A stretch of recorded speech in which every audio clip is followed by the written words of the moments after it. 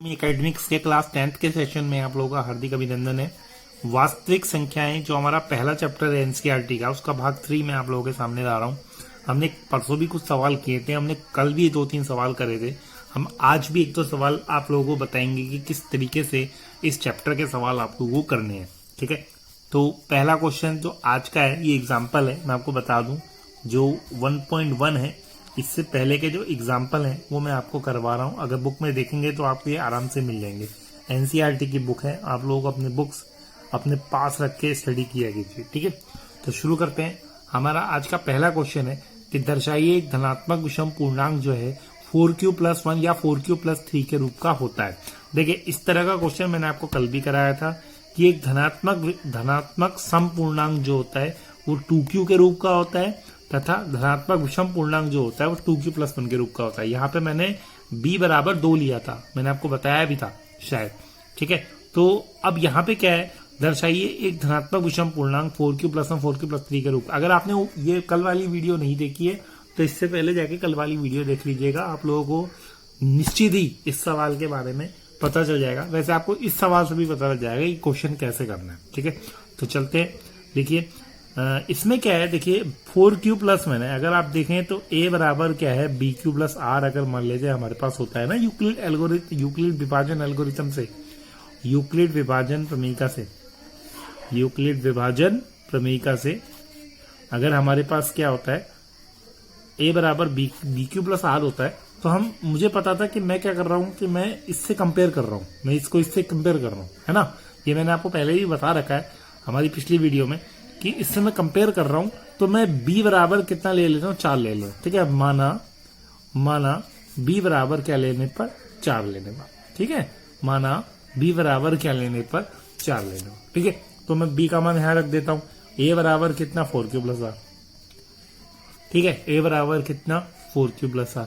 अब यहाँ पे मैंने आपको बताया b जो होता है b जो होता है वो भाग देना। जैसे हम यहाँ पे ऐसे करते हैं ना, a बराबर bq+r का क्या मतलब है, a बराबर b से आप भाग कर रहे हो, q आपका भागफल आ रहा है। ठीक है, और a आपका भाज्य है जिसको आप भाग कर रहे हो, और r आपका क्या है, शेषफल है। r क्या है, शेषफल है। ठीक है, और a क्या है, भाज्य है। ये जो आपका भाज्य होता है a होता है। b क्या होता है, b होता है भाजक जिससे आप भाग कर रहे हो। ठीक है, और q क्या होता है, भागफल। ठीक है, q क्या होता है, भागफल। तो हम क्या करेंगे, हम जैसे आपको पता है कि b का मान 4 है, यानी हम किससे भाग कर रहे हैं, 4 से भाग कर रहे हैं। समझ रहे हैं, हम 4 से भाग कर रहे हैं। तो b क्या है, b बराबर कितना है, 4। ठीक है, तो हम क्या करेंगे, अब हम इसके बाद क्या करते हैं, हम इसके बाद संभावित शेषफल ज्ञात करते हैं। ठीक है, मैंने आपको परसों वाली वीडियो में बताया है कि संभावित शेषफल निकालने की सबसे बड़ी ट्रिक क्या है। संभावित शेषफल 4 के अगर संभावित शेषफल निकालने हैं, 4 के संभावित शेषफल निकालने हैं, तो हमारे पास 4 के जो शेषफल हैं वो होते हैं 0 1 2 3। मैंने आपको बताया था कोई भी संख्या ले लीजिए, उसको एक कम तक उसको लीजिए और 0 से स्टार्ट कर दीजिए, 0 1 2 3। ठीक है, कैसे हुआ ये भी बता देता हूँ एक बार और। 4 से अगर आप मान लिया जाए 12 को भाग करते हैं, ठीक है, तो 4 3 12, ये कट गया, कितना 0 आ गया।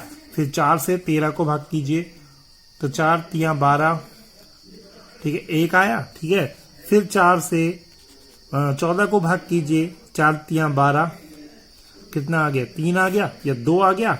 और 4 से फिर 15 को भाग कीजिए, कितना आ गया, 4 3 12, कितना आ गया, 3 आ गया। और फिर 4 से अगर 16 को भाग करेंगे तो आज क्या 4 को 16 होगा, और यहाँ पे फिर क्या आ जाएगा, 0। तो ये देखिएगा, आप किसी भी संख्या को भाग करेंगे तो आपका शेषफल 0 1 2 3 ही आएगा। ठीक है, अगर ये चीज समझ में नहीं आती है, अगर डिवाइड समझ में नहीं आता है, तो आप डायरेक्ट ये देखिए कि 4 के संभावित शेषफल क्या होंगे, 0 से स्टार्ट होगा और 4 से 1 कम होगा। ठीक है, 4 से 1 कम यानी 3। ठीक है, 0 1 2 3। ठीक है, इसी तरह अगर 5 के देखेंगे तो 0 1 2 3 4 5 4 बस। ठीक है, 0 1 2 3 4, मतलब अगर आप संभावित शेषफल की बात कर रहे हैं तो 5 से 1 कम हो जाएगा। ठीक है, तो चलिए यहाँ आ जाइए। संभावित शेषफल क्या हो जाएंगे, b के संभावित शेषफल हो जाएंगे 0 1 2 और 3। ठीक है, जिसने कल वाली वीडियो देखी होगी, वो वीडियो अगर देखी होगी तो उसको ये सवाल बहुत इजीली समझ में आ जाएगा। अगर आप अगर अब ये सवाल आपको ये समझ में नहीं आ रहा है तो कल वाली वीडियो जरूर देखें, ठीक है। तो देखते हैं फिर ए बराबर के, अब बी, अब ये संभावित शेषफल है, संभावित इसको समीकरण नंबर 1 मान लो। तो संभावित शेषफल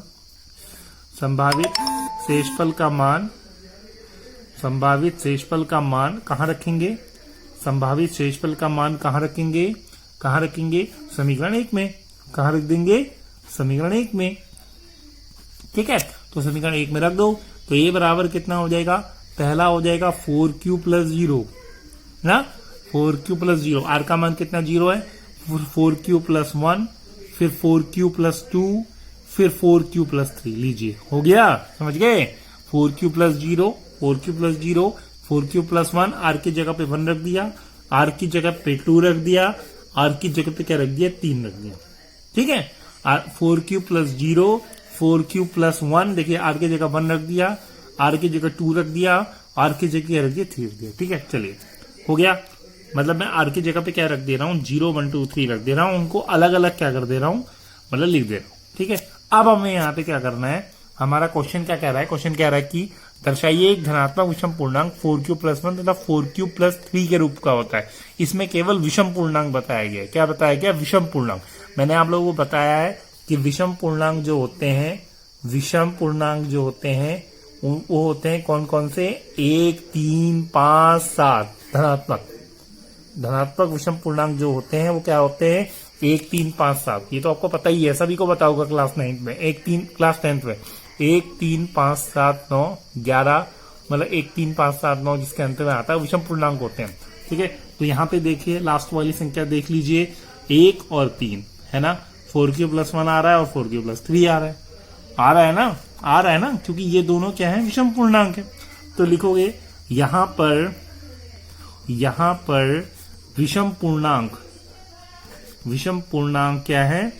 विषम पूर्णांक 4q + 1 तथा 4q + 3 है, क्योंकि इनके अंत में क्या आ रहा है? 1 और 3 आ रहा है, और 1 और 3 जब आता है तो क्या होता है? वो विषम पूर्णांक होते हैं, ठीक है। 1 और 4q + 1 4q + 3 है, अतः एक धनात्मक विषम पूर्णांक 4q + 1 तथा 4q + 3 के रूप का होता है। बस खत्म, ठीक है। अगर ऐसा पूछा जाता कि समपूर्णांक 4q + 0, 4q + 2 के रूप का होता है, तो आप क्या करते? आप इन दोनों को ले लेते, 0 और 2 को, है ना। अगर समपूर्णांक के बारे में बोला होता तो 4q + 0, 4q + 2 के बारे में ले लेते। अगर विषम पूर्णांक के बारे में पता, मतलब आपको पूछा है, तो आपने क्या ले लिया? 4q + 1 और 4q + 3, ठीक है। उम्मीद है आप लोगों को ये सवाल समझ में आ गया होगा।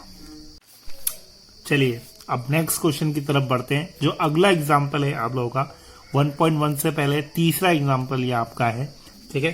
तो इसको ध्यान से किताब में भी देखिएगा और अब मैं आपको इसमें भी दिखाता हूँ, ठीक है। क्या लिखा हुआ है? एक मिठाई विक्रेता 420 काजू की बर्फियां, ठीक है, और 130 बादाम की बर्फियां हैं मिठाई विक्रेता के पास, ठीक है। मैंने थोड़ा सा शॉर्ट में लिखने की कोशिश करी है, आप लोग उसको किताब में अच्छे से लिख लेंगे, ठीक है। 420 काजू की बर्फियां तथा 130 बादाम की बर्फियां हैं। वह इनकी ऐसी ढेरियां बनाना चाहती है कि प्रत्येक ढेरी में बर्फियां परात में न्यूनतम स्थान घेरें और सतह समान रहे, ठीक है। तो इतना ध्यान रखिएगा, अगर न्यूनतम स्थान की बात कहीं पे भी आती है तो हम डायरेक्ट क्या करते हैं? मौसो निकालते हैं। इतना ध्यान रखिएगा, क्या निकालते हैं? मौसो। और मौसो निकालने की हमारे पास एक ही विधि है, यूक्लिड विभाजन एल्गोरिथम। और यूक्लिड विभाजन एल्गोरिथम में हम किसका यूज करते हैं? भाग विधि का यूज करते हैं, ठीक है। तो शुरू करते हैं। हम पहले इसमें भाग विधि हम इसमें लगा देंगे। हम पहले 130 से किसको भाग कर देंगे? 420 को भाग करेंगे, ठीक है। तो 130 से अगर 420 को 13 तिया 39, अगर 13 का भाग दूंगा तो 13 तिया 39, 13 चक्कू 52, ज्यादा हो जा रहा है तो इसको मैं 3 बार कर दूंगा। 3 शून्य 0, 3 तिया 9 और 3 एकम 3। अगर आपको समझ में नहीं आता है तो 130 का पहाड़ा बना के आप इसको आराम से कर सकते हैं, ठीक है। 130 का पहाड़ा बना दीजिए, ठीक है। 130 का पहाड़ा बना दीजिए और पहाड़ा बनाने के बाद आप डायरेक्ट उसमें क्या कीजिए? यहाँ पे पुट कर दीजिए, ठीक है। तो इसे घटा सकते हैं हम, कितना हो गया 0, 12 में से 9 गया 3 और कितना 30, कितना आ गया 30। अब 30 से किसको दूंगा 130 को, 30 से किसको दूंगा 130 को, तो कितना हो जाएगा 30 से 30 चक्कू 120, ठीक है।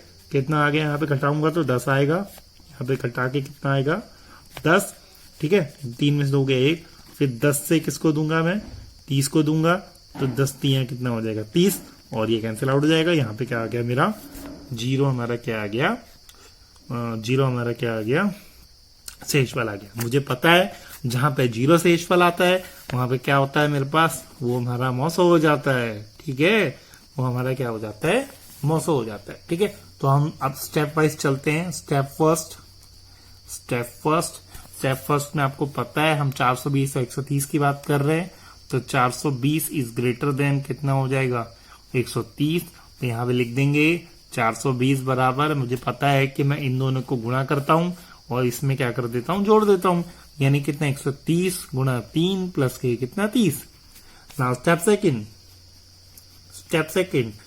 सेकंड में क्या हो जाएगा 130 है, 130 किससे ग्रेटर है 30 से ना, 130 किससे ग्रेटर है 30 से, क्यों, क्योंकि मैं 30 से किसको भाग दे रहा हूं 130 को। दूसरे स्टेप में मैं क्या कर रहा हूं 30 से 130 को भाग दे रहा हूं, तो 30 से ये दोनों गुणा हो जाएंगे 30 और 4 और उसमें क्या जुड़ जाएगा 10 जुड़ जाएगा, यानी हमारे पास स्टेप सेकंड में क्या हो जाएगा 130 बराबर कितना हो जाएगा 30 गुणा 4 प्लस के कितना 10। इस तरह का क्वेश्चन मैंने पहले भी करा दिया है, जिसने मेरी वीडियो रोज देखनी है उसको ये क्वेश्चन बड़े आसानी से समझ में आ जाएगा। नाउ स्टेप थर्ड में क्या हो जाएगा 30 है ना, 10 है, 10 से किसको भाग करेंगे 30 को, यानी 30 इज ग्रेटर देन कितना 10 है ना, तो 30 बराबर कितना हो जाएगा 10 इंटू 3 प्लस के कितना 0। मैंने आपको बता रखा है जो भाजक होता है जिससे हम भाग करते हैं, अगर शेषफल 0 आ जाता है तो हम उसको क्या कर देते हैं मौसो कह देते हैं, तो मौसो बराबर कितना हो गया 10, ठीक है। तो बर्फियों की कुल संख्या कितनी है 10 है, बर्फियों की कुल संख्या कितनी है 10, बर्फियों की कुल संख्या 10, ठीक है बच्चों। चलिए आज के लिए इतना काफी है, इन दोनों क्वेश्चंस को रेडी कीजिए और इससे पहले जितने भी क्वेश्चन है उनका रिवीजन कीजिए। कल से हम 1.1 स्टार्ट करेंगे आपके लिए, ठीक है। 1 का पहला और दूसरा क्वेश्चन आप लोगों के लिए लेकर आएंगे, ठीक है। चलिए चलते हैं।